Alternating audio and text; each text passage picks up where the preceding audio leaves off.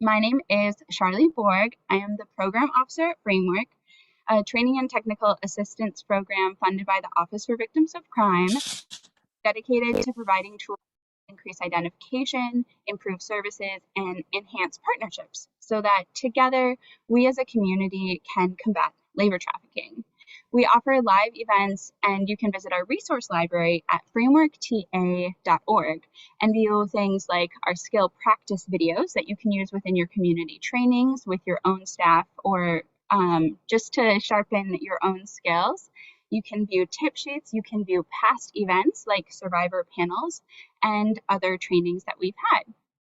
Over the past few months, Framework has worked to expand the perspectives of what labor trafficking looks like and who labor trafficking survivors are. We have resources on how to see, identify, and connect with all types of labor trafficking survivors, including across some of the industries we most commonly think of, like agriculture, domestic servitude, and within the restaurant industry. But we also wanted to expand the conversation to challenge misconceptions like labor trafficking survivors don't experience trauma or trauma bonding. So you can check out events on naming and healing from trauma, as well as our most recent trauma bonding survivor panel. And during Black History Month, we looked at labor trafficking through a racial lens with our survivor panel entitled Honoring Black Voices in the Anti-Trafficking Movement. More recently, we discussed labor trafficking and forced criminality and considered what it looks like when survivors are forced to commit crimes like theft, drug sales, and even the trafficking of others. Some of those links I'm sure are going to come into the chat, so keep an eye out, view them in our resource library. We know that labor trafficking survivors are connected to services through immigration, rape crisis, housing, etc.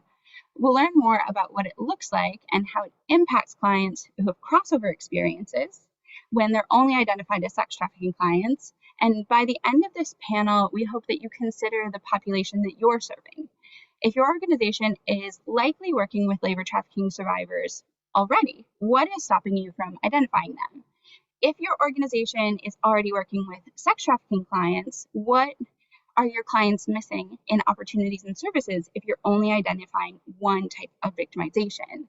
And if you're willing and ready to work with clients of one human trafficking experience, what's stopping you and your agency from serving survivors of all forms of human trafficking? So with that thought, I'm going to pass it over to Jaimee Johnson. Jaimee Johnson is a lived experience expert, mother, motivational speaker, advocate, first responder, social media marketer, entrepreneur, and CEO and founder of Sisters of the Streets, which focuses on empowering those impacted by exploitation and providing harm reduction-based services. Today's panel was created through the collaboration of all the panel speakers that you will be hearing today and through the leadership of Jaimee. So with that, I'll pass it over to you as our moderator. Thank you so much, Jaimee. Thank you.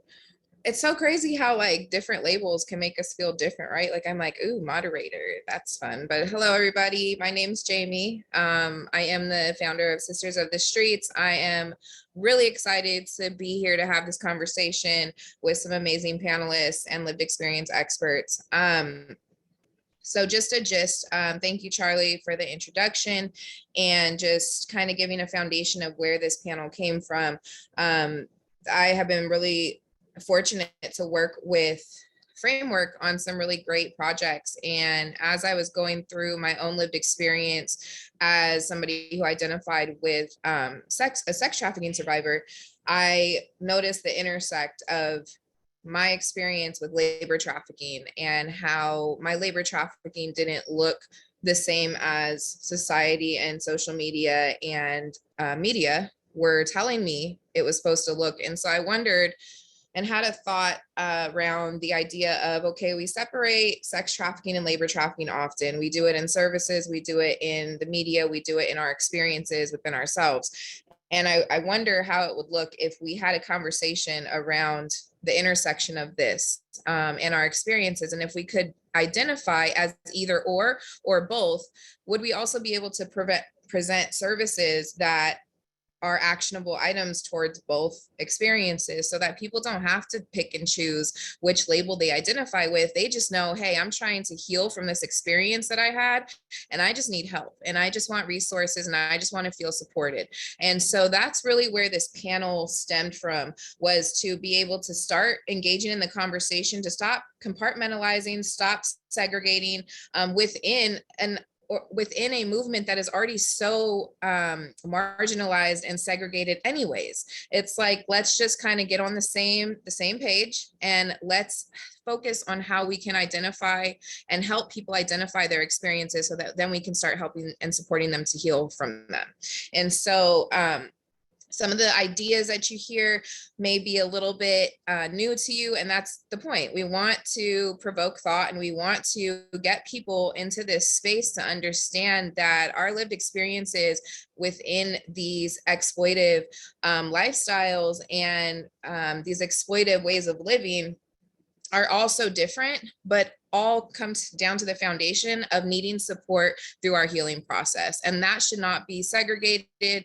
That should not be compartmentalized or put into boxes. That should be presented as a whole. And we want to try to do our best to equip you with the best ideas around, from our personal experiences, how to adapt your organizations and your programming to be able to support that.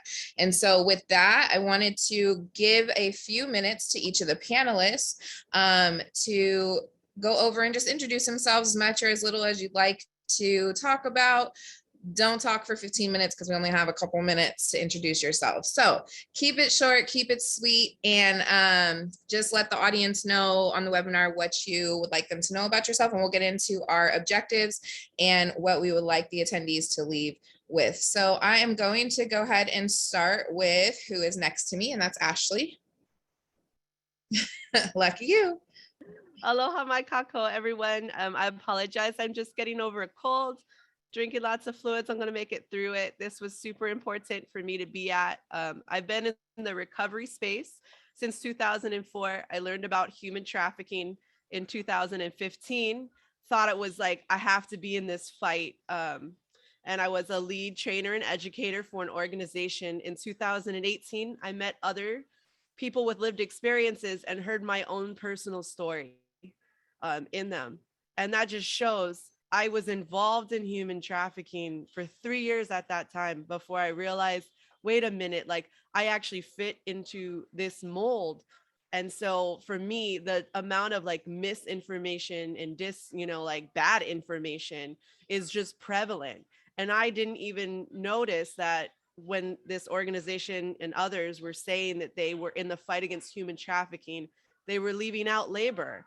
And it was a really long time before I learned that the definition of human trafficking included labor. And so for me, I really want to be, in these conversations, because it's important. If you are fighting in this movement, then fight for the whole thing. Human trafficking has multiple parts, and it's not just sex trafficking broken up between adults and children. There's labor trafficking and other, aspects involved. And Ashley, if you would like to, I'm not going to put your business out there, but would you like to kind of suggest what organization you are the founder of, or what you do a little bit on your personal side? Thank you so much, because I am horrible at self-promotion. That's all right. I got you. Right. I run a little thing called My Truth Is Now. I love to be on social media and really just empower other, people with lived experiences to stand in their own truth, whatever that looks like. And like, if you want to build a business, let's figure out how we can do that together. And I'll walk you through like how I was able to create an LLC, what resources I use to get there, what grants are out there, education, anything that you need. Because I really want all of us to rise. Like, I believe that there is, space for everyone at this table. Like, we just need to build it bigger.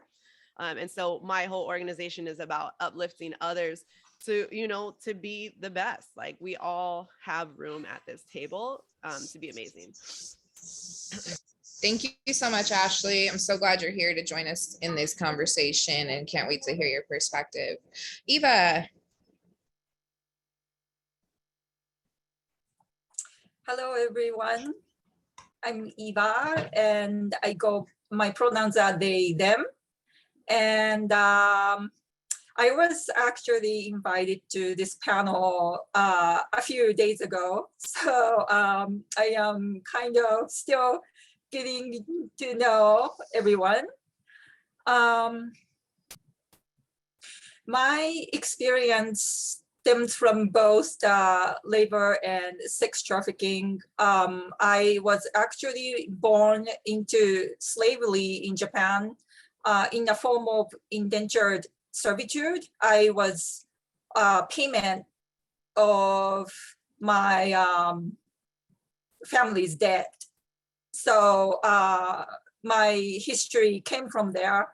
But then it took 26 years for me to free myself. So there was quite a bit of history. And during those 26 years, I've experienced both sex and labor. And the bottom line is that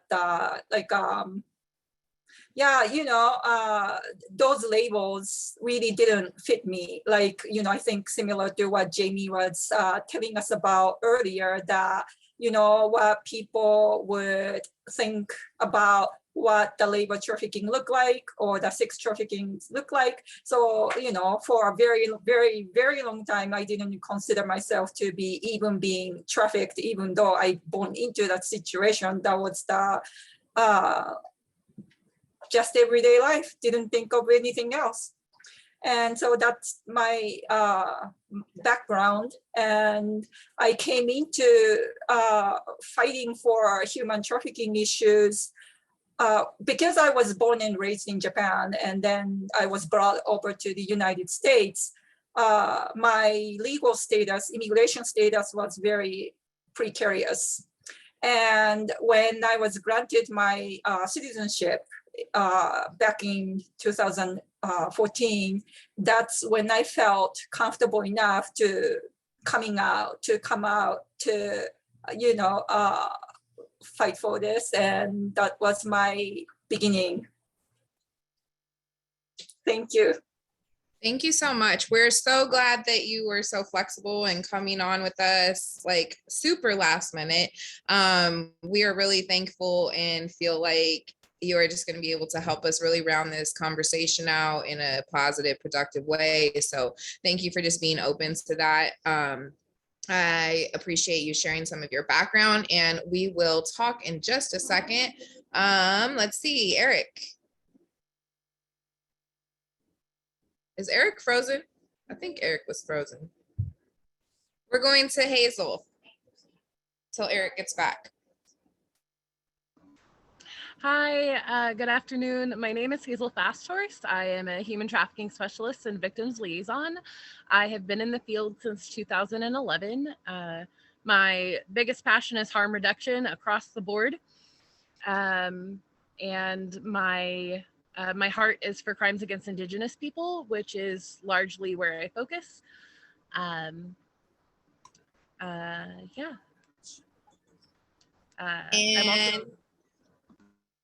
I was gonna say self-promote any businesses or any ventures that you like. Yeah, so we just launched Fast Horse Creations, which is a self-care initiative providing ethically sourced, reasonably priced products. Amazing. Definitely check them out. I'm excited to get some products from her. So we're really happy that you are here, Hazel. I am excited to get your insight and just your productivity and just being effective with the solution. So thank you for being here as well. And last but not least, Mr. Eric.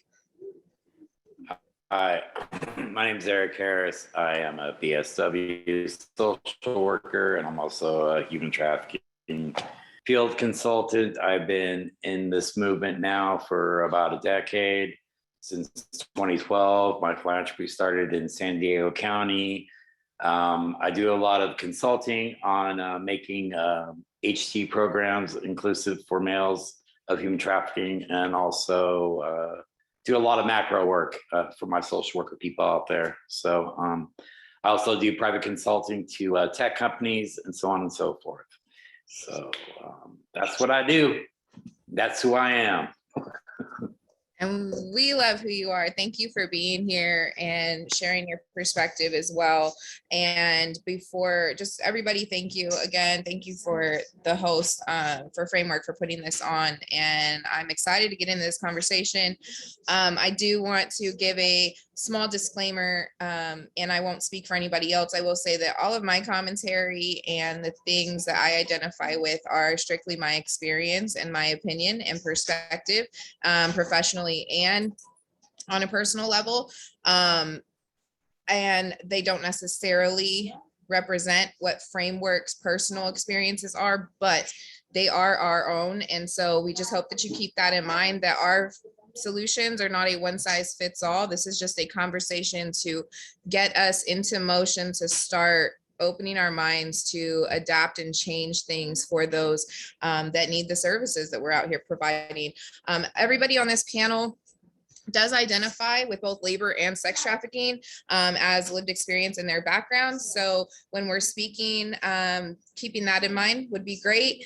Just to know that just because we have those same labels doesn't mean that what it looks like is going to be similar, right? And so I hope that with such a diverse panel, we can really understand the different experiences that we all have had and shared, and how we can approach these best with solutions to move forward in our services and adapt. So without further ado, I would love to, I'm gonna look at notes. I don't usually do that, but I'm gonna be professional and look at my notes, guys. So with that, I want to go over our objectives. Sorry, guys. Our main objectives for today's panel are going to be understanding intersectionality. So we want to spend a little bit of time on even getting to know, like, what are you guys even talking about intersectionality? We sometimes hear that word, but we want to talk about specifically what that looks like with the labor and sex trafficking industries. We also want to talk about viewing trafficking on a different spectrum. And we'll get into that on the service provider side, as well as on a personal side of how we can try to kind of change our minds to adapt to understanding how to view these issues. And then we want to talk a little bit about removing barriers to access services and celerity, right? So again, that compartmentalizing and not boxing what should be what. We're going to get into that. You're going to hear from each of the panelists on these objectives. And towards the end of this, around about 30 minutes into coming to a close, we will have time for question and answers. So if you have those, we have some really great people monitoring the chat so that we can get those questions done towards the end. So I want to talk a little bit about understanding intersectionality, guys. We really want to have a free flow conversation. So I will just kind of pick on somebody to start the conversation, and let's just all kind of piggyback off of each other, because I think that we all have some really great thoughts around these. So understanding intersectionality, let's start with Eric, and let's get this conversation going around what is intersectionality and what does that look like in your personal experience between labor and sex trafficking, and how can we as service providers better identify these intersections? All right, I'll do my best to explain it right off the top of my head. Intersectionality is a theory that is made by Dr. Kimberly Kershaw. It mainly explains the experience of African-American females navigating through the macro system straight to the prison pipeline. The wonderful thing about this theory is that it does correlate with working with HT survivors, because when we are navigating through the system, while we're being that we ultimately deserve, there are positive and negative system interactions. And just to give an example of what we're talking about with intersectionality. So let's say this is the person. So within that comes drug abuse. Within that becomes because gang banging is a part of the subculture of human trafficking. Not only that, but human trafficking is its own subculture within itself, and deserves that dignity and respect on that spectrum. And not only that, but with domestic violence and domestic servitude and forced marriage and so on and so forth. And throughout that, that's the macro systems that are built on a system of a level of white supremacy. That is the reason why a lot of us, including myself, have had negative experiences. And just to relate on the labor component for me, I was more in foster care. I was exploited for labor. That, you know, I was at a very old age. I was at 16, and that's still a reality today for kids seeking foster placement. Nobody wants an older kid. So I kind of hopped on the first house that would, and lo and behold, surely it wasn't like an overnight discovery. It was after being there for 6 months that I noticed that I was just plainly being exploited for labor, you know, and that was true with any foster kid that was there on that property. I mean, it was a big old property in Napa Valley. And again, all they had were older foster kids. So I'm just saying, because of me receiving a juvenile labor label as a juvenile offender label as a juvenile, it was really hard to see the fact that I was a survivor of human trafficking. And not only that, but because of me integrating with the juvenile correction system, it put me into foster care that opened up that layer of exploitation. Now, the question I tend to ask myself sometimes, because my mom tricked me out when I was younger, did that open up that layer of exploitation to where I didn't question it when I was in foster care? And in other life throughout my adult life. But in a nutshell, that is intersectionality for me. I cannot speak for the rest of the panel, but that's my understanding. Yeah, totally. I appreciate you breaking that part down as far as like systemic intersection. Does anybody else have experience with, or want to kind of piggyback off of the systemic intersection, and then maybe we talk a little bit about the more personal intersection? I do. I have a bit of both. So the way that intersectionality has manifested both in my personal life and in my career is intergenerational trauma. Trafficking has been the story of people of color in America since its inception, specifically pertaining to Black and Indigenous people. When you have that type of intergenerational setup, the trauma compounds, and it becomes very hard to recognize that there's even something wrong. I'm sorry for my kids in the background. They're playing, but they're happy. When you have that kind of system of oppression rooted in white supremacy, and then you combine it with the new technologies, the internet, social media, new money capabilities, you just compound the problem and make exploitation easier on all fronts, both labor and sex trafficking. The intersectionality of labor and sex trafficking is empty spaces, and that's the biggest message. Is every single person in this country is at risk of being exploited. It doesn't matter your age, it doesn't matter your gender, it doesn't matter your orientation, it doesn't matter your nationality. There are some of us who have increased risk. If you are indigenous to Turtle Island, if you're indigenous to this continent, you are at significantly higher risk. If you are an immigrant, you are significantly at higher risk. If you are Black, you are significantly at higher risk. Anyone who's been sexually abused as a child, you're at substantial risk for human trafficking in all of its forms. That's the intersectionality that no one wants to talk about.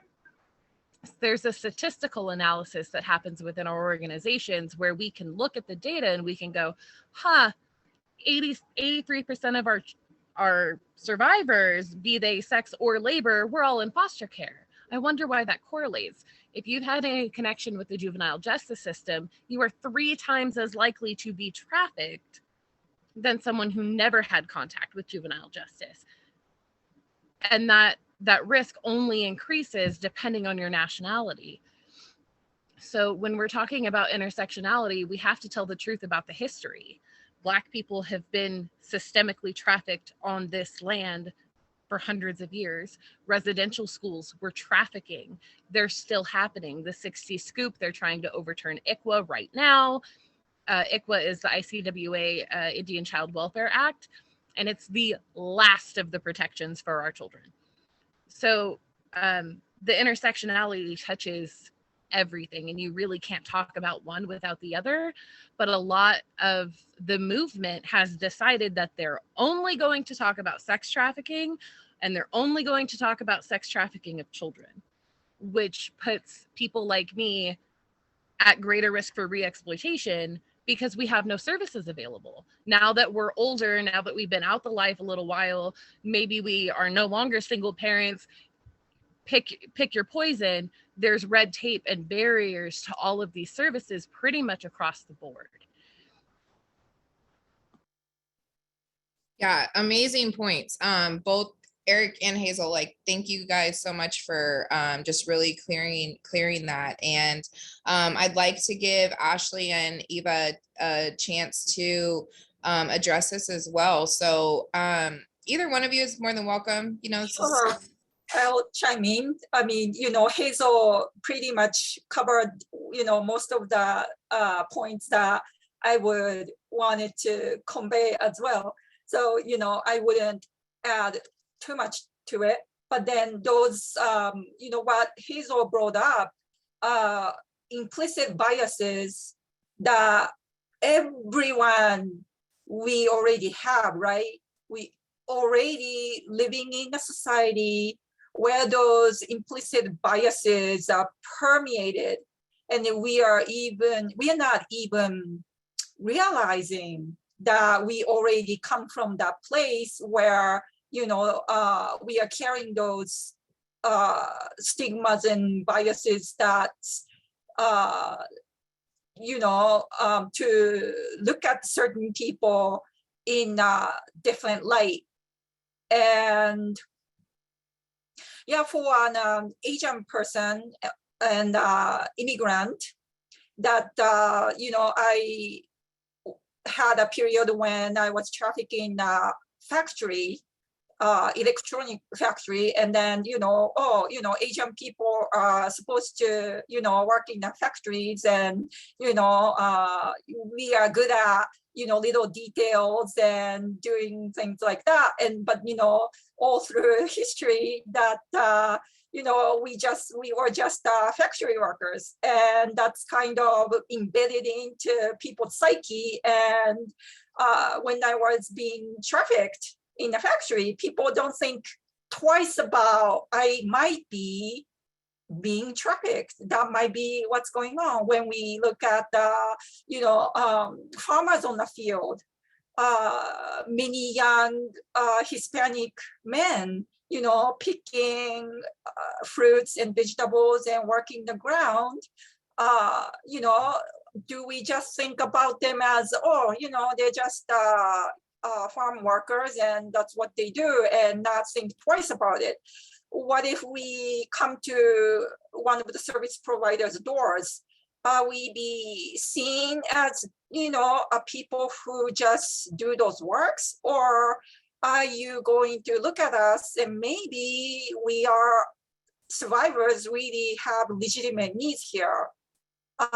So, I really appreciate this question, because becoming too aware is the first step.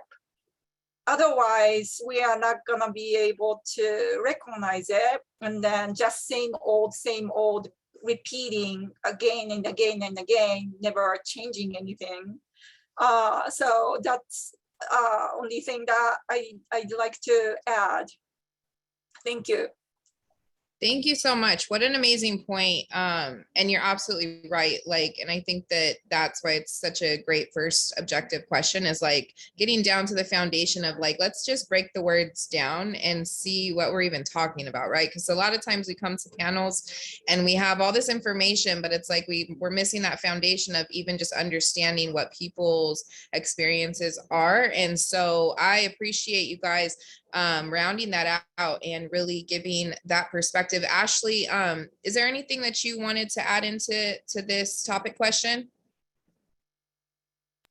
Absolutely. My internet is unstable. I live in the mountains. And so I want to preserve the integrity of the audio versus everyone seeing me, especially because I'm sniffling. And I really appreciate this conversation.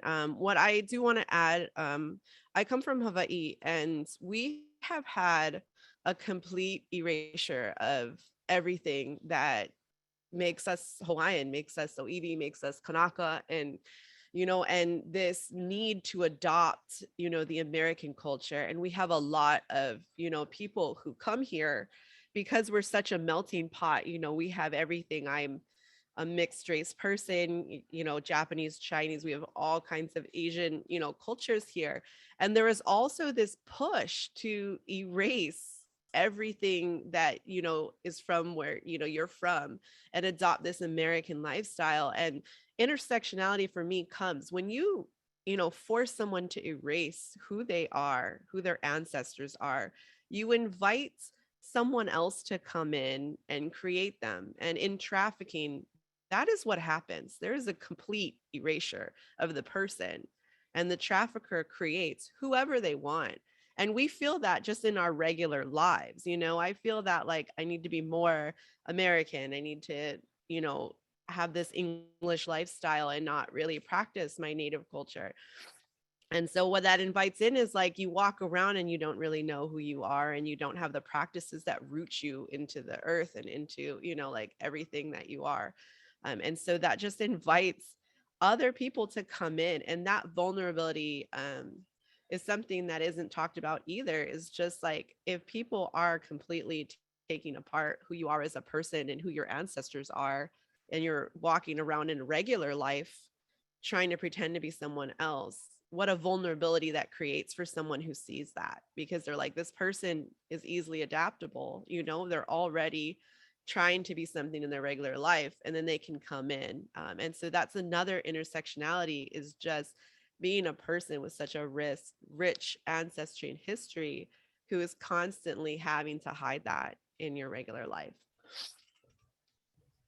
Girl, I wanted to take my mic off mute and say preach, because that is a good person. That is such a good point. And I just wanted to chime in on this topic as well. Like, we are talking about background intersectionality, systemic intersectionality. And I was recently, when I got asked to be on an Asian American survivor panel, or survivor leader panel not too long ago, I felt almost like an imposter, right? I felt like I shouldn't be on this panel. Like, I don't look like this. I don't look like some of my background. And I think that disconnection with culturally, at least in America, I will speak in America, culturally, we don't really have a huge tradition, right? Like, we don't really we're a huge melting pot of so many things that we get lost in through media. And that self-identification, Ashley's point, to know, like, the purpose of somebody who is coming in to exploit you, whether it be a system or whether it be a person, an individual, a family member, whoever, they're prying on your vulnerabilities, right? Because how do you get somebody to do something they wouldn't normally do if they're not in a vulnerable position? And I love that you brought that up. And I also just wanted to touch on, when we're thinking about intersectionality, not even just in the systems, but within sex and labor and organ trafficking, within trafficking, period. Sometimes, like I said earlier, we look at the media presenting to us, oh, labor trafficking equals migrant workers, right? Or they work in the fields, they work in factories.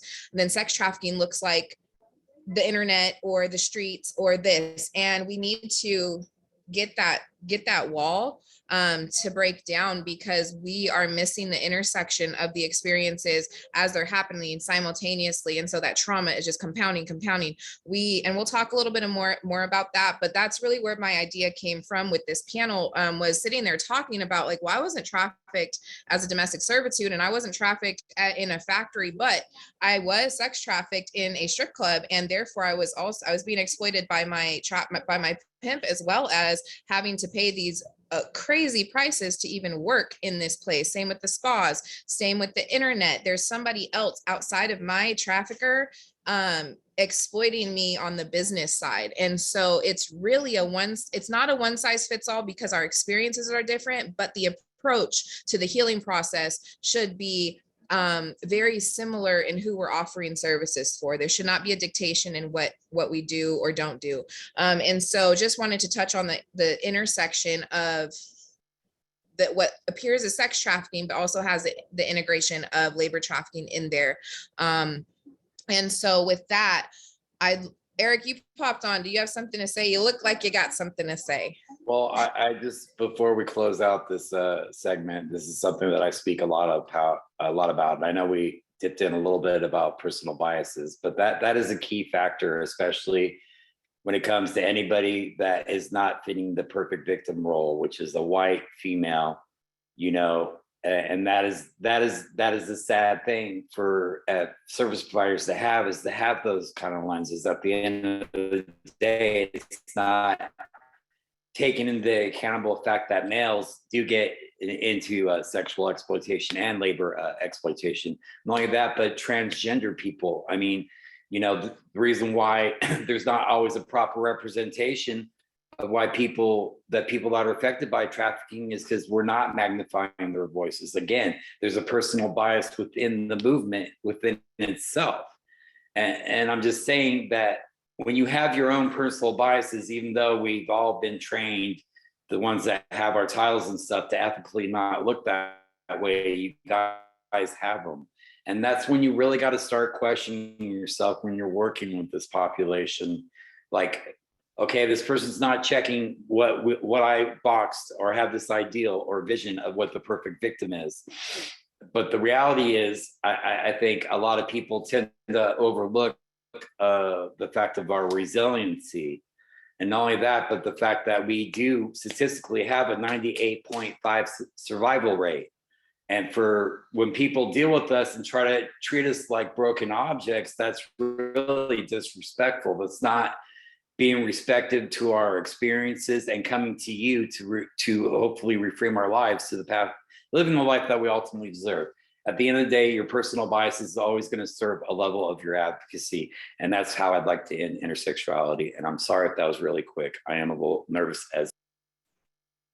That was amazing. And somebody please make that a quotable quote from Eric, because I would like to put it on my Facebook after we get off of this. But I think that that's an amazing point. And I think it helps us to go into our next topic, our next objective, which is, I forgot, so hold on. Viewing trafficking on a different spectrum, right? And I want to start this conversation off, with Ashley, because I know that this was a very, you had a lot of input on this, and I would like us just to kind of piggyback off of where Ashley takes this. But viewing this on a different spectrum, what are we even talking about, and how do we do so? So Ashley, do you want to start us off? Sure. I feel like I'm kind of going backwards on here, because my experience is what people would normally think of as sex and labor trafficking combined. And so I worked in a lot of, I call them legal storefronts, because what people don't often realize is that these are businesses, sometimes paying taxes, but they have a storefront, like they're sitting there. So any, average person walking by would assume that if they have that space and they have a sign and they're open and they're not closed, that they are a legal business. And I'm talking about the strip clubs. I worked in making coffee stands, the massage parlors, the spas, like they're sitting there, the bars, we have a lot of hostess bars out here, and you see those. And so, when you go into these, situations, you aren't thinking like, hey, there's trafficking going on here, because I know for myself, I thought trafficking was 100% some illegal underground, business that people were running. Like, how could this person have a store, like an actual building that they're operating out of? And what ends up happening in those things is like, these businesses will take pictures of your social security card, your ID. They have you fill out information. They gather everything they can on you if they don't take it away from you. But if they don't, they will take photocopies. That person has your personal address. They have your social security number. You filled out paperwork. It feels really legitimate.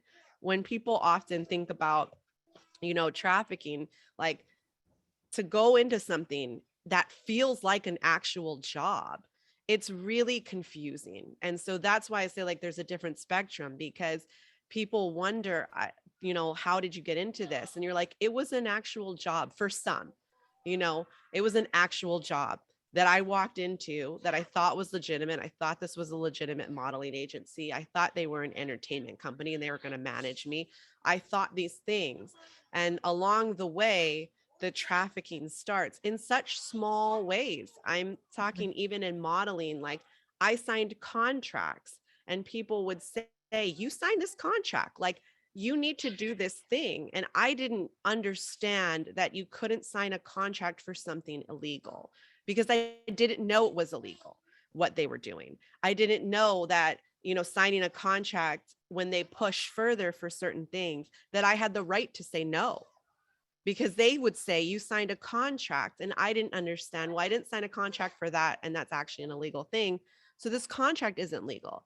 And oftentimes you're in a situation where you don't have your phone on you. You don't have any access to anyone. There's a lot of other people there and you feel really isolated and pressured into these things. And another thing I want to add for people not understanding the spectrum is a lot of these legal storefronts, that initial fee that you pay from, the massage parlor fee to the escort agency, that's a house fee. So when people think like they're paying, like a person is walking in and they're paying for a service, the person who is working doesn't even receive that. That's a house fee. If they don't take the 100%, they're going to take 50, 75, whatever they can from you. And, they'd even do that in strip clubs. You're renting the stage. And not only are you renting the stage, but you need to tip out the entire team of people who's depending on you. And so for me, like the different spectrum, sorry, my son is a little upset in the background. For me, the spectrum is just like, these things felt legitimate to me. And I felt really, really controlled by it because no one was telling me that they were operating illegally. And then when I would explain it to people, no one understood what was illegal about it and what wasn't. The spectrum from exploitation to trafficking was not only really gradual, but it was really hard to distinguish when my choice or, my actions turned into like that choice was taken away from me. And so for me, that's the spectrum I want to start with, is just a lot of what I experienced looked like both sex and labor trafficking, but there were so many nuances that how do you explain that to other people? How do we get other people to understand that my experience, whether it bordered on exploitation or trafficking, needed services and help? Right.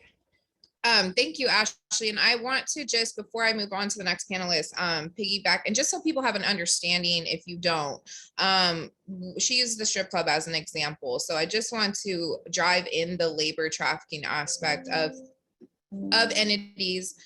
Oh no, my battery, hold on, you guys. I just want to drive in this with those type of entities. So for example, there's also an outside force of exploitation within the ways that we make our money when we are, I'll use my personal experience. When I was being sex trafficked, before I knew about labor trafficking, in certain areas of the country, there are certain ways that the money is more, you're going to create more revenue, right? So some places it's on the streets in regards to my sexual exploitation. Some places it's on the streets, right? Some places it's in the strip clubs. Some places it's online. You can't just do any and everything in every place that you go, because there's different laws. There's all types of different barriers to do this illegal activity, right? Sounds weird, but there are. So if I, for example, was in Texas, and in Texas, you don't really use the internet because it's going to be most likely police and you're most likely not going to make any money. You use the spas and the strip clubs in my experience. And so as I'm not only being exploited through the person that I'm giving 100% of my money to, before I even have the money to make the quota, for anyone who's not aware of what a quota is, it's the same as in the business industry. You're forced usually to make a certain amount of money. So before I even give him the quota, in order for me to work in this high-end strip club, I have to pay up front $250 to even, like Ashley said, get onto the stage. I then have to make sure I'm tipping out and making connections with my cocktail servers and my bartenders, because there are 20, 40 girls working at one time. So how am I going to be the one who makes sure that when these high tippers and high spenders are coming to the table, that the bartender or the cocktail server is going to come to me to come and sit with them, right? And so I have to tip them out and make sure that they're okay. Then I have to tip out the DJ to make sure that he puts me in rotation so I'm seen. And so I'm giving these specific examples just so we can understand the labor trafficking aspect within these entities. Same with the spas. You're literally paying to be a part of their clientele list, but at the end of the day, you're actually having to make double what you initially came in there for, because you're not only paying the house fees, but you're also tipping out people because you're being exploited from all these different angles, right? And so those are just a couple minimal examples, but sometimes we don't really think about those things. These baristas that are legal fronts that Ashley's talking about, people are being charged to work. You're not even being paid to work, you're being charged to work. And so then if you add on the extra entity of the trafficker, who is also gaining your money from the sex trafficking aspect, I mean, that's a lot of money in a day that you're forced to make if you have consequences, right? So I'll move forward from that, but I just wanted to kind of break that down a little bit. So thank you, Ashley, for getting us into that. And I'll just free rein it. I'm gonna mute myself, and whoever wants to talk, go in on this subject, because I know it's a good one. So let's go. One of the things that's really commonly misunderstood about this topic is you should never have to pay to make your money. So in the last 2 or 3 years, I've started having survivors come to me that had white collar jobs. They were insurance brokers, real estate agents, car salesmen, things that you wouldn't typically think about as being exploitive. And when it's going that far and that fast and that deep, and you have that preconceived notion that the survivor carries, well, I couldn't have been trafficked because I actually brought home $50K last year. If you brought home $50,000 last year, that's wonderful. But if your manager, the company, made $250,000 off of your money, that math doesn't add up. We're seeing a lot of new age coercion, right? So people are getting involved with certain multi-level marketing companies, which can sometimes be good, but then they're coming out and going, they repossessed my car because I didn't sell enough pants. I didn't know that they could do that. I never used my car. And then I have to look through these contracts, and it was in their contract that their car was up for repossession if they didn't meet their sales quota.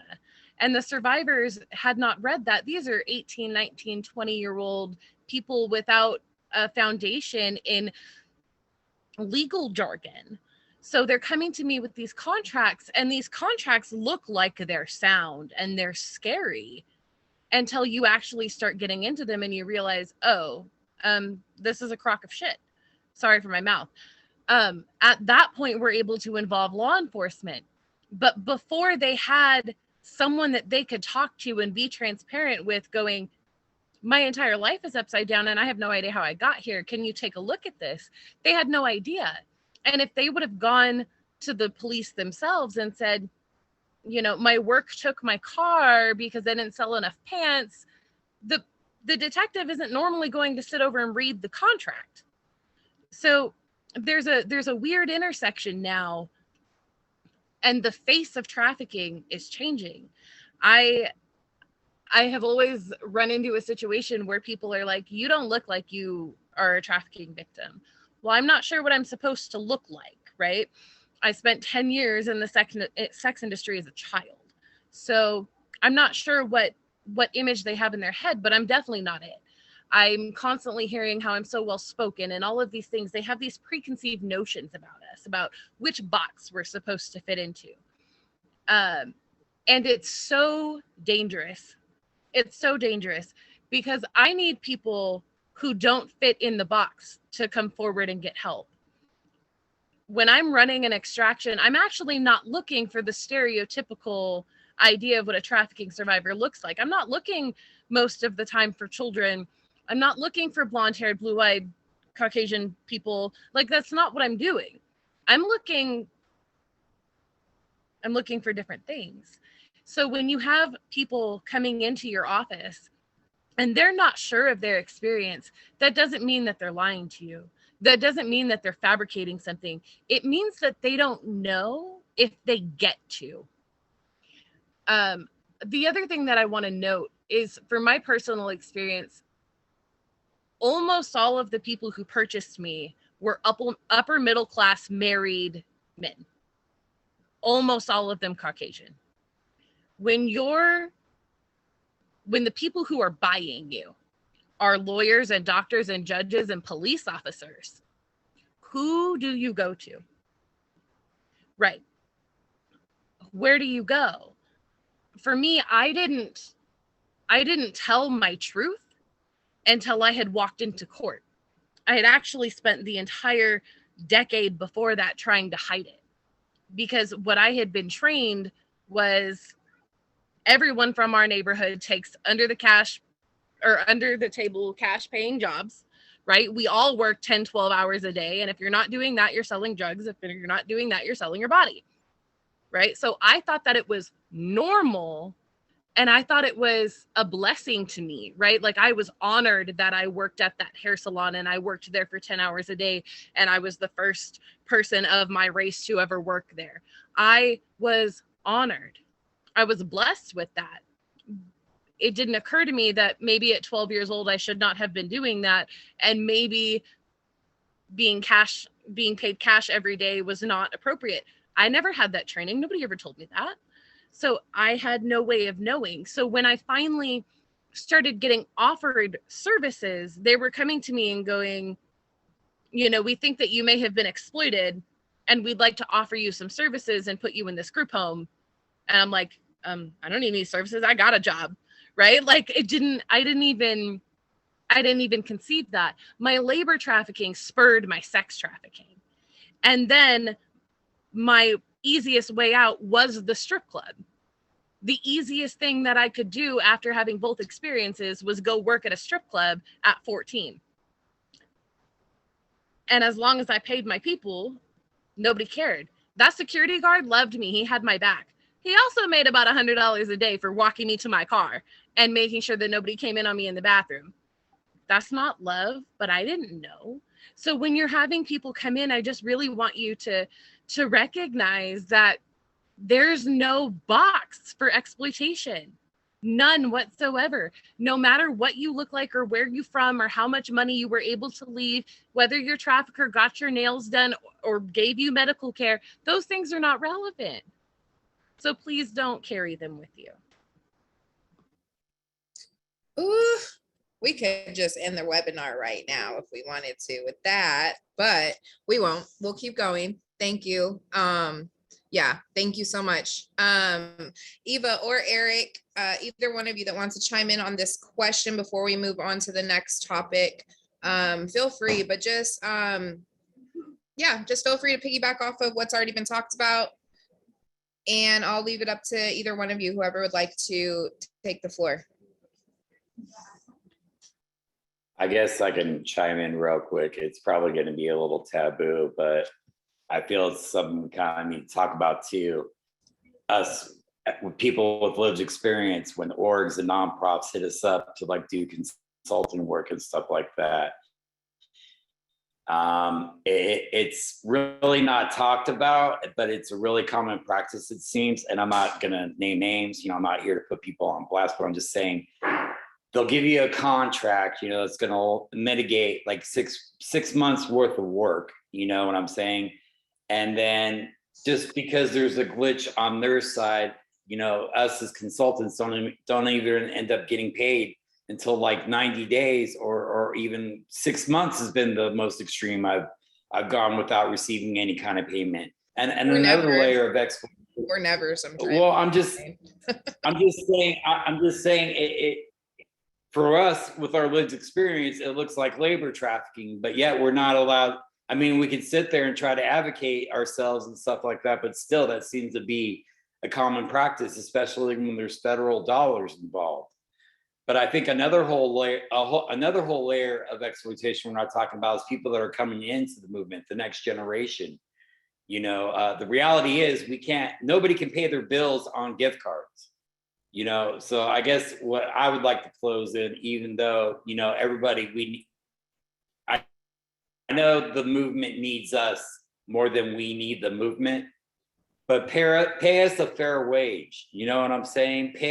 Give us cash money. That's what we need. We don't need gift cards. Gift cards are not going to save our lives. Monies are going to pay our bills, put food in our children's bellies, you know, keep us thriving and striving. And I'm just saying, you know, we don't really talk about this on the anti-trafficking movement. And I'm sorry if it's not very favored, but that is a layer of labor exploitation that we're not even shining a light on. So, and that's that's labor trafficking within the movement. Boom, mic drop.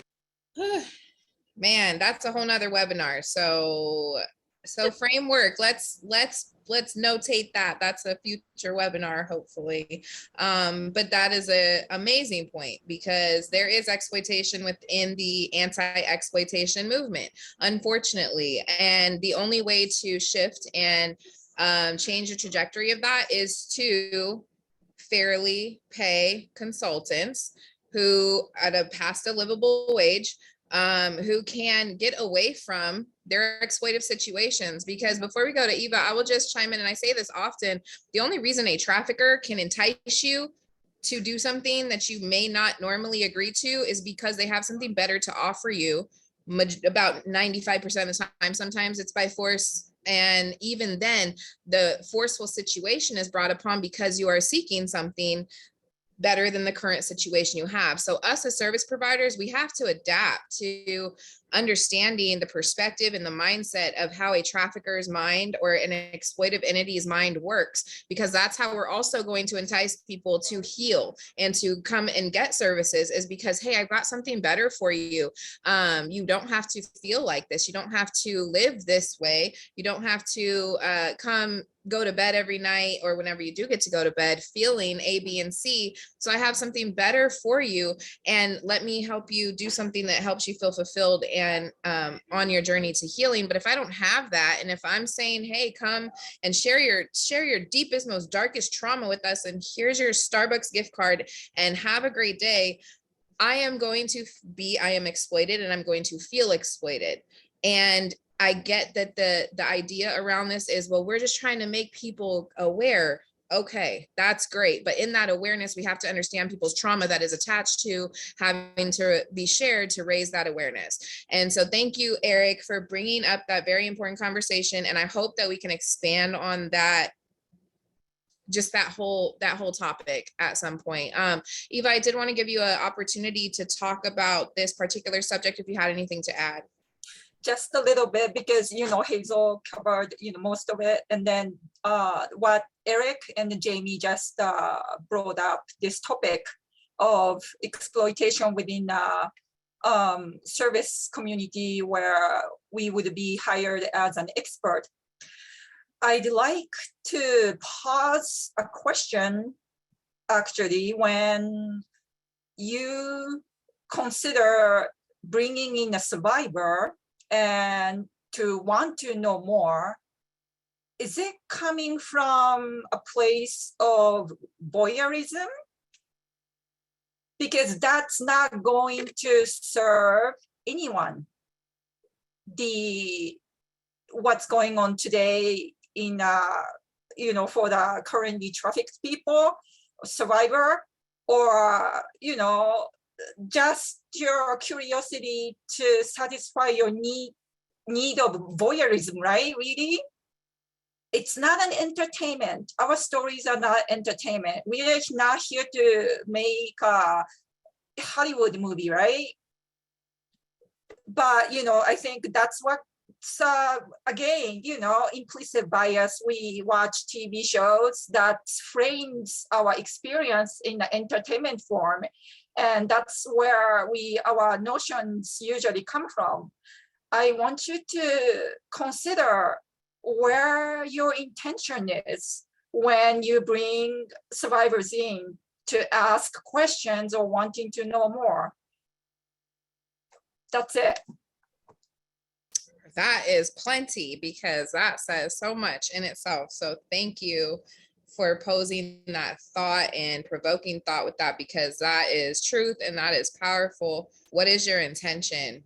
We should be saying that I feel like we should be saying that to ourselves with everything that we do in our day-to-day. What is my intention with this? And if the intention is anything but authentic and pure and solution driven, and focused on the healing aspect, especially in the service provision, you probably need to rethink it, right? So I appreciate that perspective so much. I wanted to get into our our final objective with this panel before we get into questions and answers. So we want to talk about removing barriers to access services in solidarity, right? Wait, am I saying that right? Solidarity.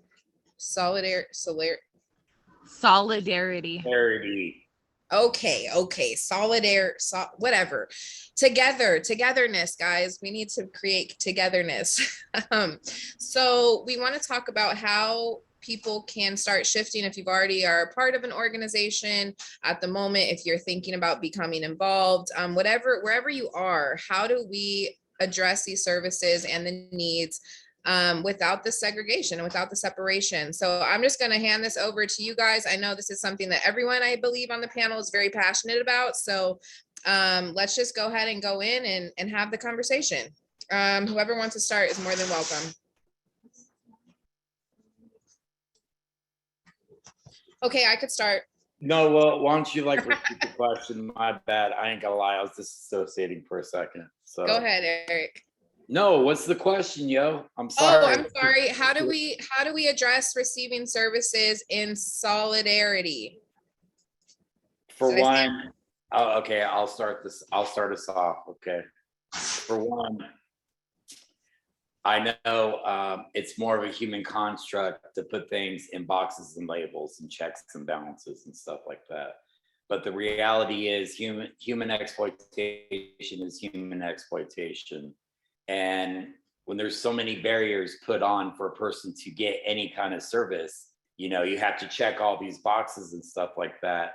And that's why I feel there is such a segregation between, maybe the word's wrong, segregating, but between labor and sex trafficking. At the end of the day, it's still exploitation. And just because a person's not checking all those balances and stuff like that, I know that's a bigger macro picture thing, the way when P&P and stuff, the policies and procedures is what I'm trying to say. The reality is, if we're not at these tables to help make things more inclusive and more smoothly and less damage than we received, mitigating the system into living the life that we ultimately deserve, we have to stop looking at them as two separate entities. I feel we need to start looking at it as one. And not only that, but again, with the personal bias thing, a lot of trafficking survivors are not going to check the perfect victim role. You know what I'm saying? And I feel that's why a lot of people, they may have experienced a form of sexual or even labor trafficking without even knowing it, because again, it's so segregated. And if a person's not checking all those boxes and stuff like that to receive those kind of services, how do you think that makes the person that's pretty much been doing everything on their own, you know what I'm saying, trying to figure out life and just living from day to day, and you finally break down and you reach out for help, and then, oh no, you do all these assessments, oh no, you can't get any help, sorry, you're not a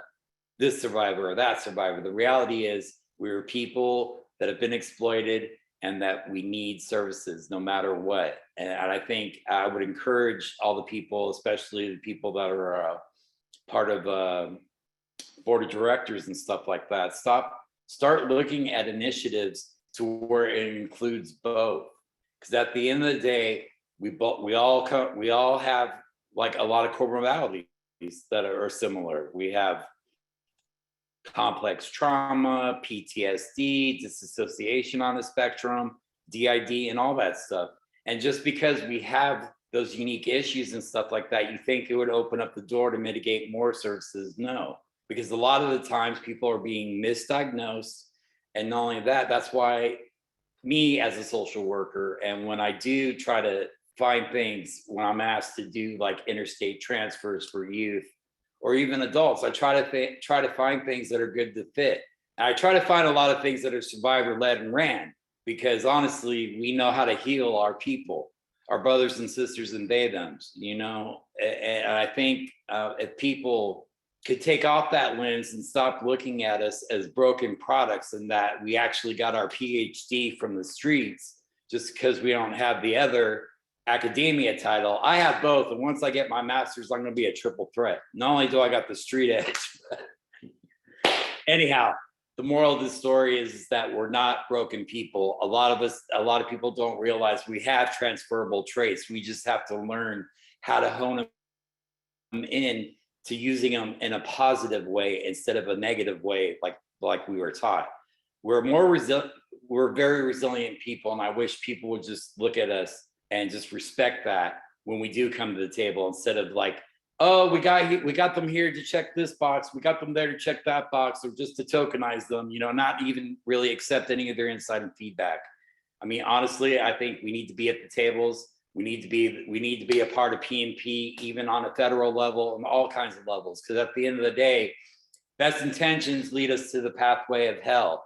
And just because you may think you're making a policy that's going to overfit and check everything, it's not, unless you bring people that have lived it, experienced it, and have the insight on how to change it. That's what I'd like to say about this subject. I may have went on my pedestal, my bad, but that's how I feel about this. So thank you. I know you better stop apologizing for all these mic drop moments. Your points are amazing, and I'm really glad that you are just pushing that line of like, that disconnect needs to be, you know, I think that, let me backtrack a little bit, because I know I'm guilty of this. I've expressed, hey, like all services cannot be a one size fits all. But at the same time, now I'm like, human trafficking needs to be an umbrella approach as far as how we're identifying people in their experiences. So services can't be the same for everyone, right? Because we're all unique human beings. But identifying and understanding that, hey, you're a person who has been exploited, who has experienced exploitation, because we're not even talking about organ trafficking, right? Like there's all other types of exploitation. So it's like, are we here to help people, or are we here to get the funding to be able to provide salaries and compensation for us as a program, or are we here to actually provide services that are going to heal and help people heal to the point where they don't need services anymore, right? Self-sufficiency is always the goal. So when I say that, I want to talk just a second before I move on to the next panelist on this subject about the illicit biases that we talked about earlier, right? Because I think that it's so important. Unfortunately, until we shift the culture around what we identify as sex trafficking, what somebody who has been through sex trafficking goes through, et cetera, what that looks like, there is a different stigma on sex trafficking than there is on labor trafficking, and vice versa. And so because that happens within the anti-trafficking movement, within society as a whole, how we are projecting and talking about people that have been sex trafficked, prostituted people, sexually abused people, etc. Sometimes people are not ready to take on that societal pressure to identify as that. And so if we created a lane where we recognize that people are just exploited people, period, needing services, and maybe they could pick or choose, hey, like I have an understanding that my experience, I'm not ready to say I'm a sex trafficking survivor yet, but I do have labor trafficking within my experience. So maybe I can go ahead and be comfortable with taking that step to identify. And now I'm already receiving services. And if we are simultaneously adapting the services to address exploitation and not sex or labor, then we are going to be able to ultimately heal and help that person heal, because they're comfortable coming forward with that experience, but maybe not another. And unfortunately, that's a cultural shift that has to happen. That takes a lot more work than just writing into policy and procedure, right? But if we can start understanding that we need to stop, us as individuals need to stop looking at people's experiences as segregated and as one or the other, take those boxes off, we can start allowing people the safe space to not feel judged, not feel condemned, not feel like they aren't going to be qualified to get help. And maybe it would open the opportunity and the door for us to connect more on the survivor level within our own community, as well as on a bigger expanded level, to be able to provide those services initially. And then we can get into the nitty gritty of our personal experiences. But let's open the door enough for people to get their feet in so that we can actually start providing them that opportunity to heal, regardless of what their exploitation title and label is, right? So I just wanted to kind of chime in on that. Eric kind of got my heart going on that one. So before we do anything before you move on, I would like to say one more thing. I'm not saying everybody to categorize everything in one general blanket statement. I really, really want to be mindful in telling everybody, everybody's experience within the subculture of human trafficking is going to be different. And so that's why making safety plans, treatment plans to that individual's needs, because just because it's going to work for one client, it's not going to work for the next individual. So I just want to make that distinction very clear. I'm just saying exploitation is exploitation. And it's very frustrating when you're trying to change your life and it's like, oh, well, I don't fully fit in sex, but I don't fully fit in labor trafficking. You know what I'm saying? Right.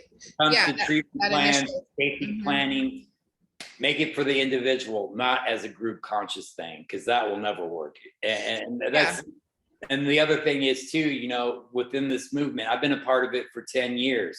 For 25 plus years, we've been doing the same damn thing. When are we going to change the narrative?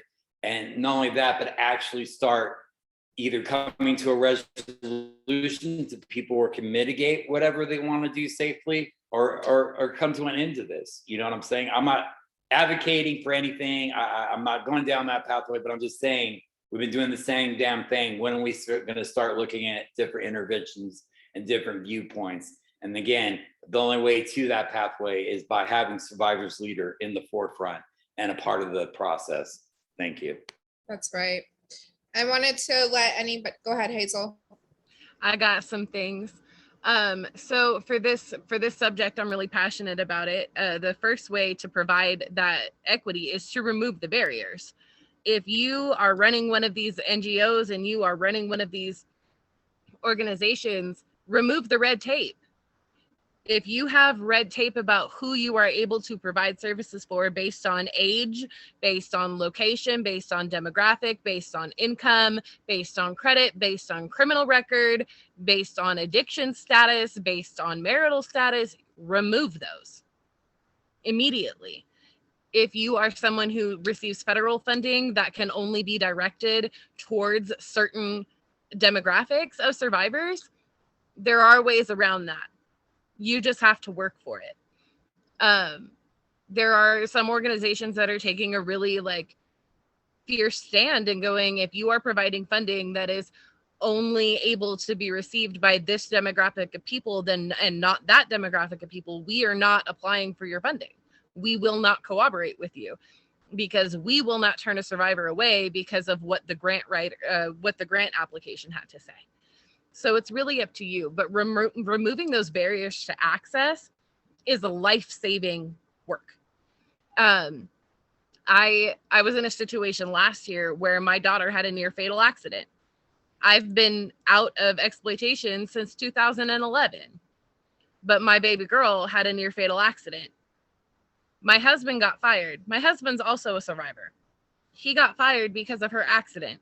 We went through and applied for resources to 32 organizations. And each one of them gave us some reason why we were not eligible for rental assistance, food assistance, some clothes, a parenting class, an advocate for the CPS investigation. 32 organizations had told me that I was not eligible.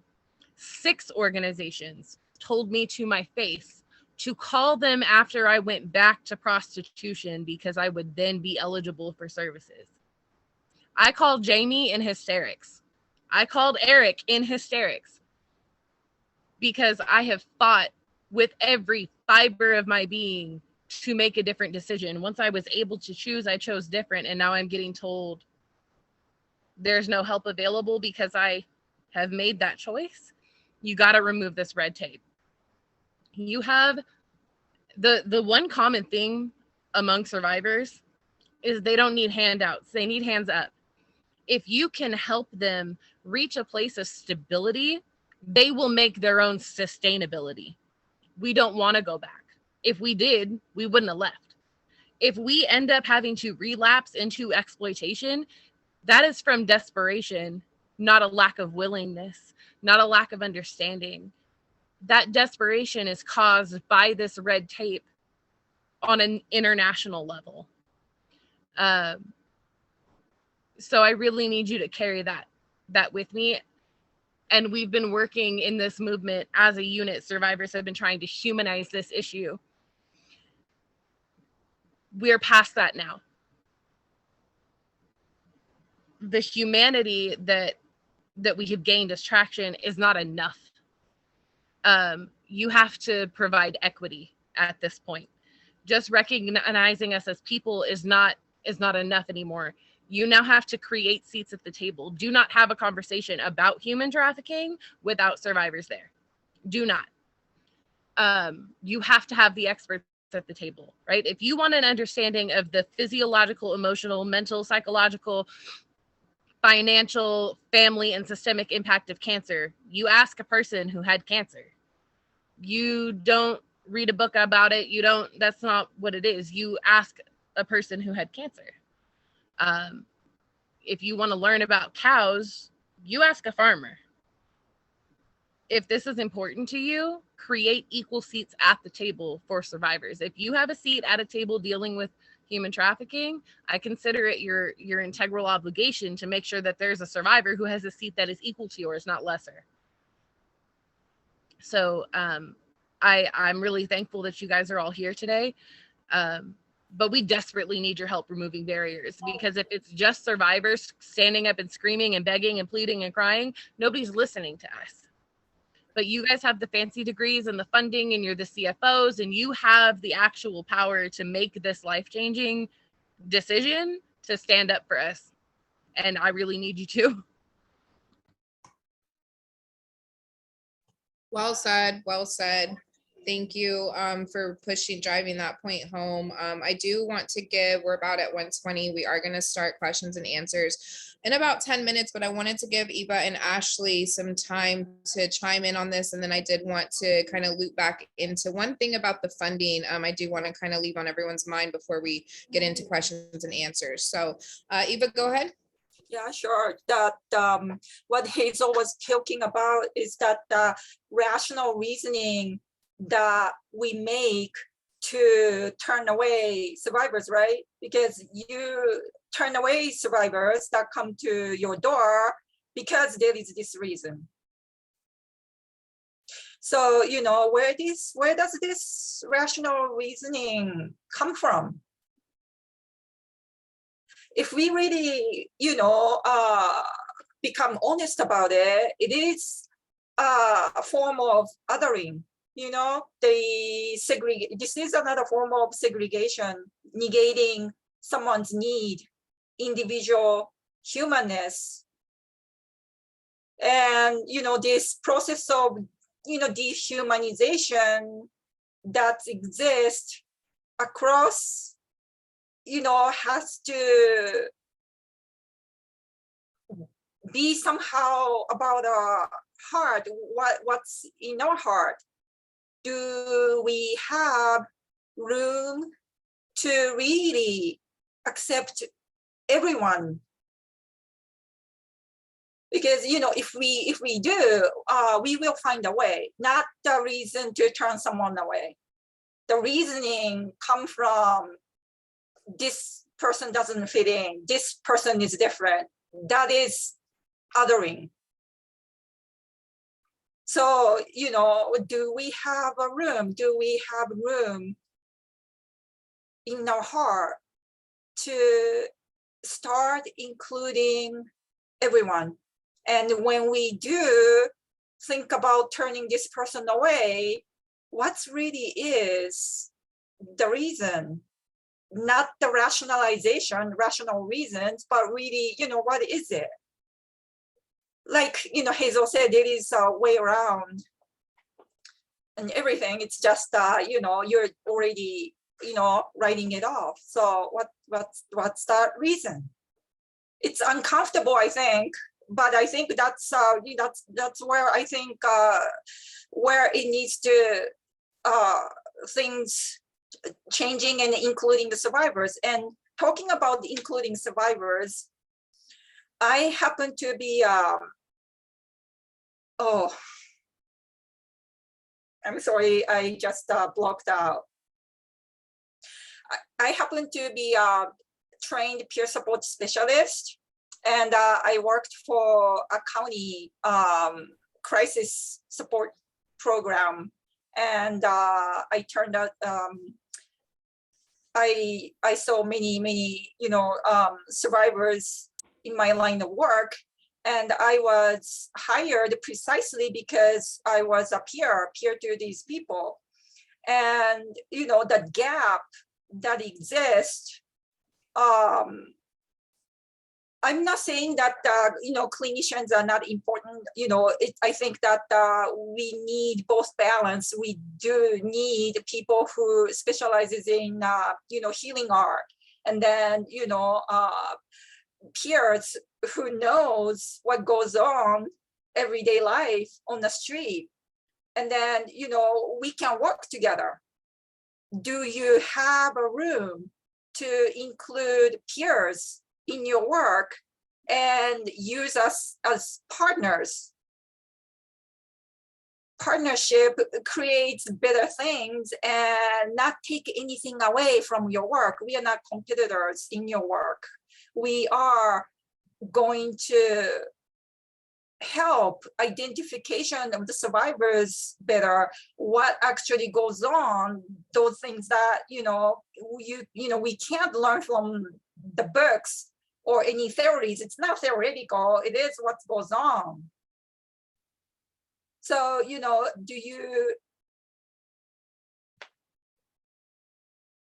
I don't know, I mean,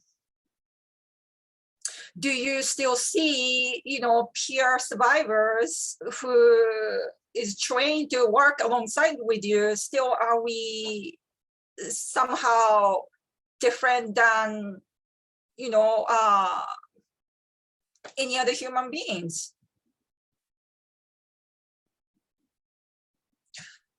That's all I have to say about this. Yeah, I totally hear you, and we're definitely on the same page on that as far as the different values, right? We all have different lanes for different reasons, and it takes all of us to be able to uplift this idea of solutions, right? Like, we all are needed to be able to make this well-oiled machine work. We need to still do some work to turn it into a well-oiled machine as far as when we're speaking about anti-trafficking work, but everybody's inclusion is necessary.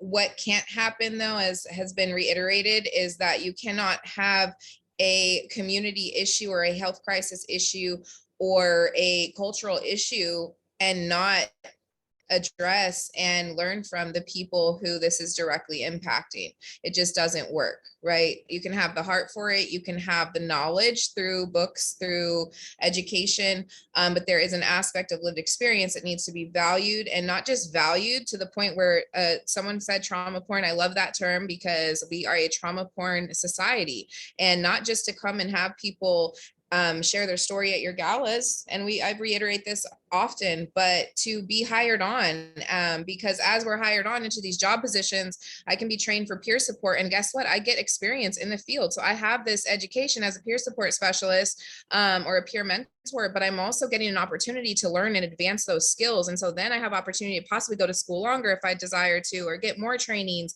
And so that aspect of self-sufficiency and empowerment, I think people underestimate, and I don't want to assume, but I think a lot of people underestimate the power of empowerment. And it's literally called empowerment because it does something in us when we are recognized. I'll speak for myself. When I'm recognized as somebody I don't want to say worthy, but to be trustworthy enough to do things like host panels, or to be a panelist on a panel, or to be contracted at a higher than livable wage because of my value and my experience. You know what it does for me is it makes me feel like, and this could just be in my head, but it makes me feel like all my trauma is somehow wrapped up and almost worth it, because I get to share my experience through getting through that trauma and the barriers and the obstacles. And I get to go not only empower myself, but I get to create spaces where I then can empower other people with lived experience to come in and feel like, oh, well, if she can do it, like maybe I can do it. If they can do it, maybe I can do it. If he can do it, maybe I can do it.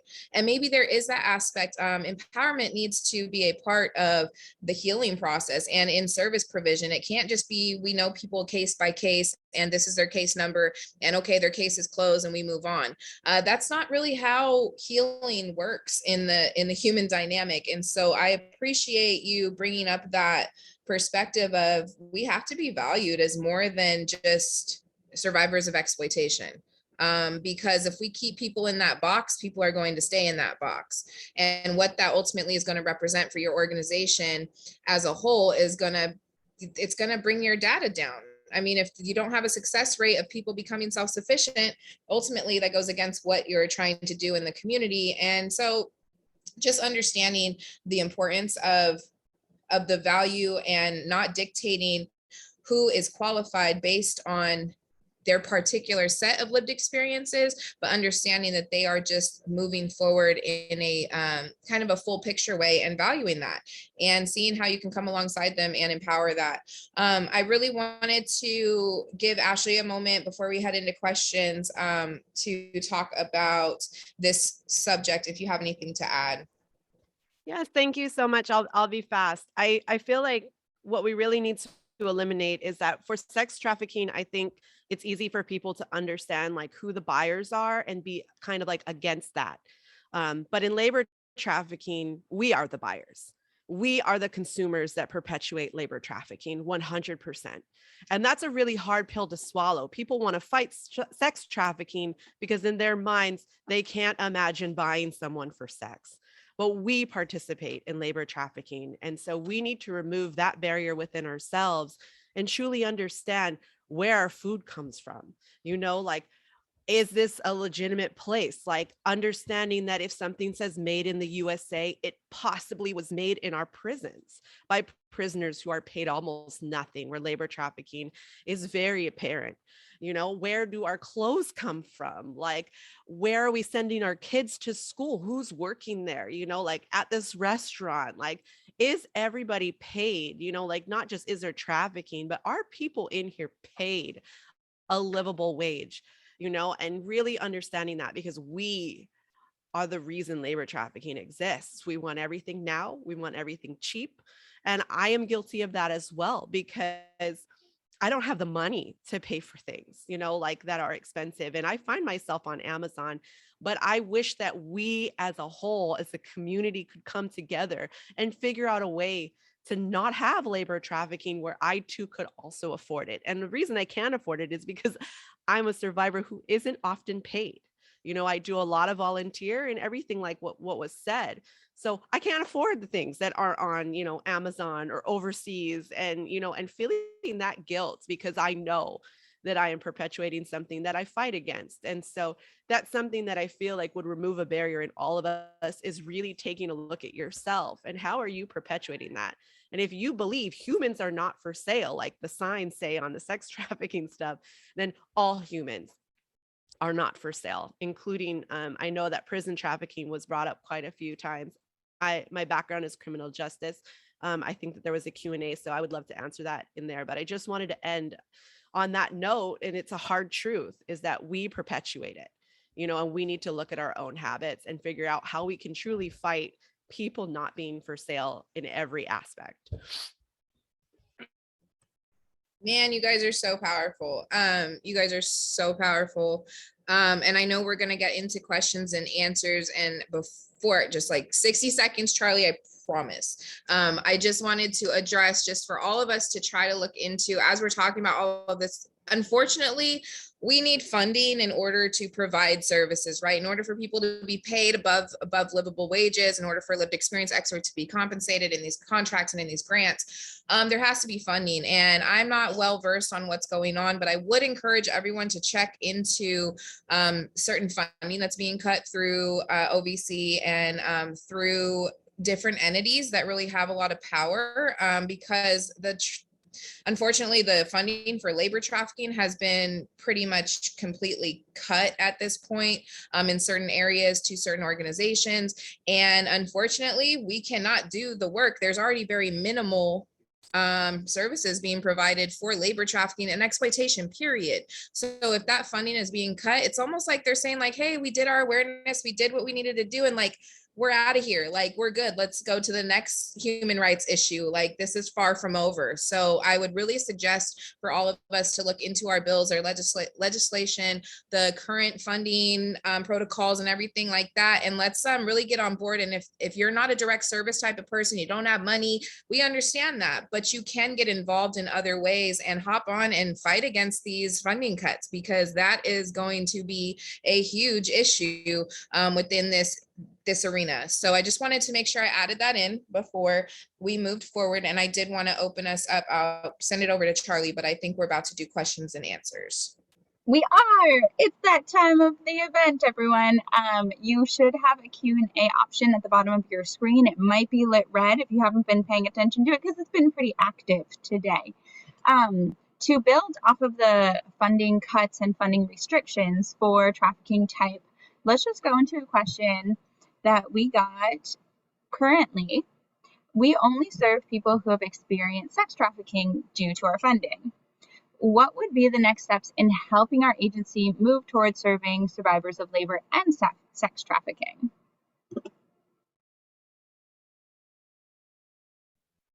So questions and answers, guys. You guys just whoever's led to answer, feel free. We're not going to all chime in on every question. So whoever feels led or has some knowledge in these areas, please feel free to chime in, because otherwise I'll just keep talking. So I suggest you guys chime in.